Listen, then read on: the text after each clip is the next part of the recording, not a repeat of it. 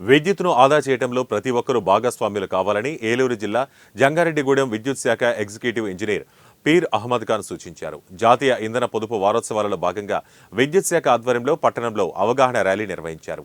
పట్టణంలోని అశ్వారావుపేట రోడ్డులో ఉన్న జిల్లా పరిషత్ బాలురోన్నత పాఠశాల వద్ద ప్రారంభమైన ఈ ర్యాలీ బోసుబొమ్మ సెంటర్ వరకు సాగింది. ఈ సందర్భంగా ఈఈ పీర్ అహ్మద్ ఖాన్ మాట్లాడుతూ విద్యుత్తును ఆదా చేయాల్సిన బాధ్యత ప్రతి ఒక్కరిపై ఉందన్నారు.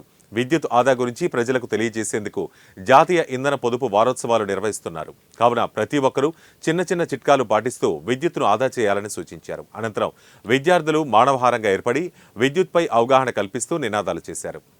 మనవి చేయడమైనది స్టార్ రేట్ ఉపకరణాలు మనం ఉపయోగించుకోవడం వల్ల విద్యుత్తుని ఆదా చేస్తాం.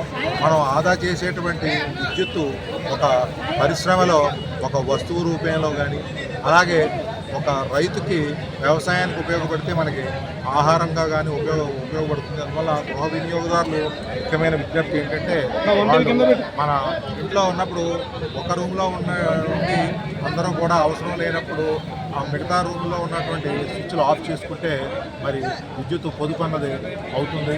అలాగే ఏసీ కూడా మనం ఒక 26 డిగ్రీల సెంటీగ్రేడ్గా మెయింటైన్ చేసుకున్నట్లయితే సరిపోతుంది. వాతావరణానికి అనుకూలమైనటువంటి టెంపరేచర్ అది మన బాడీకి కూడా అది సూట్ అవుతుంది.